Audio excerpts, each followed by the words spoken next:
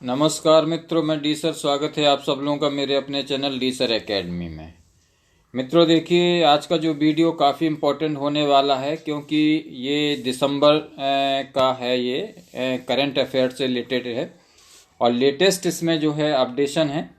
तो मतलब इसको वीडियो को पूरा देखें लास्ट तक, और चैनल पर पहली बार हैं तो चैनल को सब्सक्राइब जरूर कर लें, साथ ही बेल आइकन दबा लें। चलिए शुरू करते हैं। आज का पहला क्वेश्चन है, किसने global visionary of sustainable business and peace award 2020 जीता है? Who won the global vision of sustainable business and peace award 2020? Option है मुकेश अंबानी, नवीन जिंदल, रतन टाटा, इनमें से कोई नहीं। तो इसका करेक्ट आंसर हो जाएगा रतन टाटा, यानी कि इसका जो करेक्ट आंसर है वो रतन टाटा हो जाएगा, ऑप्शन थर्ड। नेक्स्ट क्वेश्चन कर लेते हैं और इसके कुछ फैक्ट भी बता देते हैं आपको। इसमें जो इम्पोर्टेंट फैक्ट हैं वो ये हैं कि भारतीय दिग्गज उद्योगपति रतन टाटा को शांति एवं फिलिस्तीनियों के क्षेत्र में स्थिरता एवं नवाचार को बढ़ावा देने के लिए Indo Israel chamber of commerce द्वारा से सम्मानित किया गया है, और दुबई के federation of Indo Israel chamber of commerce ने इन्हें global visionary of sustainable business and peace पुरस्कार से सम्मानित किया गया है। और दूसरी चीज़ है इसमें खास इम्पोर्टेंट, टाटा कंपनी की स्थापना कब की गई थी? तो आपको मालूम होना चाहिए वर्ष 1945। टाटा कंपनी का मुख्यालय कहाँ पर स्थित है? तो ये मुंबई में स्थित है। टाटा कंपनी के फाउंडर कौन हैं? तो JRD टाटा हैं। तो ये एक्स्ट्रा कुछ फैक्ट थे। और नेक्स्ट क्वेश्चन कर लेते हैं। नेक्स्ट क्वेश्चन है, ह्यूमन फ्रीडम इंडेक्स 2020 में भारत किस स्थान पर रहा? What ranked India in the human freedom index 2020? तो इसका करेक्ट आंसर हो जाएगा, इसका करेक्ट आंसर है, आपको बता दें, 111वां स्थान, यानी ऑप्शन सेकंड करेक्ट हो जाएगा। अब इसके कुछ एक्स्ट्रा फैक्ट बता देते हैं आपको कि ह्यूमन फ्रीडम इंडेक्स 2020 में भारत 111वें स्थान पर रहा। ह्यूमन फ्रीडम इंडेक्स 2020 कुल 162 देशों के बीच आयोजित कराया गया था। साल 2019 में भारत मानव फ्रीडम इंडेक्स में 54वें स्थान पर था। वर्ष 2020 के ह्यूमन फ्रीडम इंडेक्स 2020 में न्यूजीलैंड शीर्ष स्थान पर रहा, जबकि स्विट्जरलैंड दूसरे स्थान पर और हांगकांग तीसरे स्थान पर रहा। वहीं संयुक्त राज्य अमेरिका और यूनाइटेड किंगडम 17वें स्थान पर रहे, जबकि सीरिया इस सूची में अंतिम स्थान पर है। अगला क्वेश्चन कर लेते हैं, भारत का पहला मेगा लेदर पार्क किस राज्य में स्थापित किया जाएगा? बहुत ही इंपॉर्टेंट क्वेश्चन है ये। In which state will India's first mega leather park be established? तो इसका करेक्ट आंसर हो जाएगा, आपको बता दें, करेक्ट ऑप्शन है इसका ऑप्शन थर्ड, उत्तर प्रदेश कानपुर। उत्तर प्रदेश में स्थापित किया जाएगा। और कहाँ किया जाएगा ये आपको इसके कुछ एक्स्ट्रा फैक्ट भी बता देते हैं जो कि काफ़ी इम्पोर्टेंट हैं। देश का पहला mega leather park Uttar Pradesh राज्य के कानपुर जिले के रमईपुर गांव में स्थापित किया जाएगा। ये पार्क उत्तर प्रदेश राज्य के मेगा लेदर क्लस्टर प्रोजेक्ट का हिस्सा है, जिसके तहत 50,000 लोगों को रोजगार मिलेगा। इस पार्क को स्थापित करने में राज्य सरकार ने 5,850 करोड़ रुपए का निवेश किया है। और दूसरी चीज़ ये, उत्तर प्रदेश की राजधानी का क्या नाम है? तो आपको मालूम है ये लखनऊ है। और उत्तर प्रदेश के वर्तमान राज्यपाल कौन है? तो आनंदीबेन पटेल हैं। उत्तर प्रदेश राज्य के वर्तमान मुख्यमंत्री कौन है? तो योगी आदित्यनाथ हैं। ये कुछ एक्स्ट्रा फैक्ट थे। तो अगला क्वेश्चन कर लेते हैं, मध्य प्रदेश हाई कोर्ट के नए मुख्य न्यायाधीश पद पर किसे नियुक्त किया गया? Who was appointed as the new chief justice of Madhya Pradesh high court? काफ़ी इंपॉर्टेंट क्वेश्चन है ये। तो ऑप्शन है मोहम्मद रफीक, दीपक नेहरा, प्रवेश अस्थाना, शेख अल खिलाद। तो इसका करेक्ट आंसर हो जाएगा, आपको बता दें, ऑप्शन फर्स्ट हो जाएगा मोहम्मद रफीक।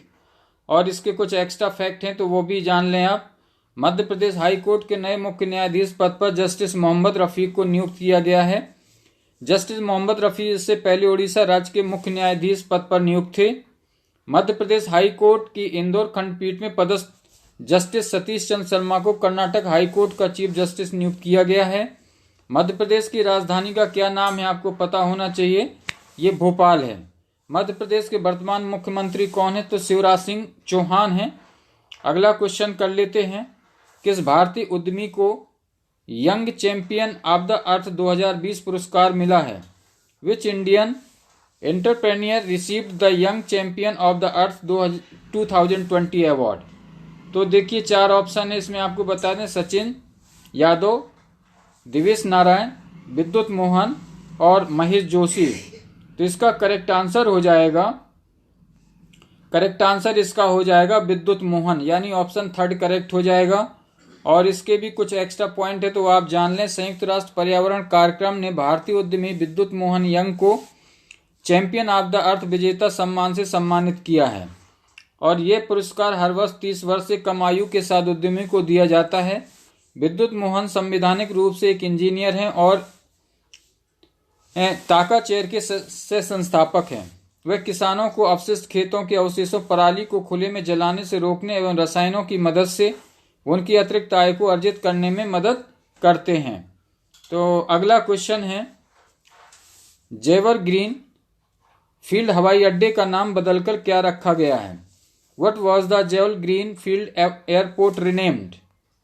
तो बताना है। 4 ऑप्शन है, the Noida international airport, night Aligarh international airport, Libre Noida international airport, इनमें से कोई नहीं। तो इसका करेक्ट आंसर हो जाएगा, आपको बता दें, इसका ऑप्शन 1 करेक्ट हो जाएगा, द नोएडा इंटरनेशनल एयरपोर्ट। और इसके कुछ एक्स्ट्रा फैक्ट भी हैं। उत्तर प्रदेश राज्य के मुख्यमंत्री ने गौतम बुद्ध नगर में स्थित जेवर ग्रीन फील्ड हवाई अड्डे का नाम बदलकर द नोएडा इंटरनेशनल एयरपोर्ट रखने की घोषणा की है।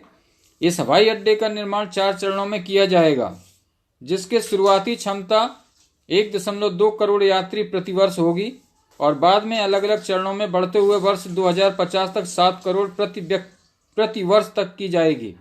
इस हवाई अड्डे के शुरुआती चरण में 2 रनवे होंगे, जिसे बढ़ाकर 5 रनवे तक किया जाएगा और इस हवाई अड्डे का लोगों पर राजकीय पक्षी सारस की छवि भी होगी। अगला क्वेश्चन कर लेते हैं, IBM कंपनी के नए अध्यक्ष कौन बने हैं? Who has become the new chairman of IBM company? तो 4 ऑप्शन है, नरेश आलूवालिया, अरविंद कृष्णा, घनश्याम त्रिपाठी, जयदेव ठाकुर। तो इसका करेक्ट आंसर बताना है। तो इसका करेक्ट आंसर हो जाएगा, आपको बता दें, ऑप्शन 2 अरविंद कृष्णा। और इसके फैक्ट हैं, कुछ एक्स्ट्रा फैक्ट भी हैं। तो IBM कंपनी के नए अध्यक्ष पद पर अरविंद कृष्णा को नियुक्त किया गया है। अरविंद कृष्णा 1 जनवरी 2021 से IBM के अध्यक्ष पद पर कार्यरत होंगे। अरविंद कृष्णा को गिन्नी रोमेटी की जगह IBM कंपनी का अध्यक्ष नियुक्त किया गया है। गिन्नी रोमेटी टेक पायनियर की पहली महिला CEO थी। अरविंद कृष्णा वर्ष अप्रैल 2020 में IBM कंपनी के क्लाउड व्यवसाय के प्रमुख थे, जो कि वर्ष 1990 से कंपनी के साथ काम कर रहे हैं। तो अगला क्वेश्चन कर लेते हैं, किस कंपनी ने anti corruption technology and solution पहल की शुरुआत की है? Which company launched the anti corruption technology and solutions initiative? तो 4 ऑप्शन है इसमें, ट्विटर, गूगल, फेसबुक, माइक्रोसॉफ्ट। तो इसका करेक्ट आंसर हो जाएगा, आपको बता दें, माइक्रोसॉफ्ट, यानी ऑप्शन 4 करेक्ट हो जाएगा। और इसके एक्स्ट्रा फैक्ट जान लें आप, काफी इंपॉर्टेंट है। माइक्रोसॉफ्ट कंपनी ने United nation international anti corruption day की 15वीं एनिवर्सरी को चिन्हित करने के लिए anti corruption technology and solution पहल की शुरुआत की है। और यूनाइटेड नेशन की रिपोर्ट के अनुसार दुनिया में करप्शन का स्तर $3.6 ट्रिलियन प्रतिवर्ष है। माइक्रोसॉफ्ट कंपनी की स्थापना कब हुई थी, काफी इंपॉर्टेंट है, तो वर्ष 1975 में हुई थी ये। और माइक्रोसॉफ्ट कंपनी का मुख्यालय कहाँ स्थित है, तो ये वाशिंगटन DC में है। और माइक्रोसॉफ्ट कंपनी के संस्थापक कौन है, तो बिल गेट्स हैं। ये कुछ एक्स्ट्रा फैक्ट थे इसके। अगला क्वेश्चन कर लेते हैं, किस स्माइल फाइनेंस कंपनी ने 3-in-1 खाता यानी बचत, व्यापार और डीमेट सुविधा शुरू की है? Which smile finance bank has introduced 3-in-1 account saving plus business plus demat facility? तो इसमें 4 ऑप्शन है, आईसीआईसी बैंक, एचडीएफसी बैंक और इक्विटास स्मॉल फाइनेंस बैंक, और इनमें से कोई नहीं। तो इसका करेक्ट आंसर हो जाएगा, आपको बता दें, option 3 Equitas small finance bank correct हो जाएगा। और इसके कुछ फैक्ट भी हैं तो वो भी जान लें। इक्विटास स्मॉल फाइनेंस बैंक ने 3-in-1 खाता, बचत प्लस व्यापार प्लस डीमेट सुविधा शुरू की है। इस सुविधा के तहत बैंक के ग्राहक कई प्रकार के फाइनेंशियल प्रोडक्ट में निवेश कर सकेंगे और बैंक के ग्राहकों को सेविंग, ट्रेडिंग और डीमेट खातों की भी सुविधा मिलेगी। इक्विटास स्मॉल फाइनेंस बैंक की स्थापना कब की गई थी? तो ये 2007 में की गई थी। इक्विटास स्मॉल फाइनेंस बैंक का मुख्यालय कहाँ स्थित है? तो ये चेन्नई में है। अगला क्वेश्चन कर लेते हैं, भारत और किस देश के बीच कॉर्पेट के 35वें संस्करण का आयोजन किया गया है? Which 35th edition of CORPAT was organised between India and which country? 4 option है, बताना है, फ्रांस, इंडोनेशिया, पाकिस्तान, श्रीलंका। तो इसका करेक्ट आंसर हो जाएगा, आपको बता दें, इंडोनेशिया, यानी ऑप्शन 2 करेक्ट हो जाएगा। और कुछ जानकारी और भी है वो भी जान लें। भारत और इंडोनेशिया की नौसेना के बीच भारतीय इंडोनेशिया समन्वित गश्ती का 35वां संस्करण 17-18 दिसंबर 2020 को आयोजित किया गया।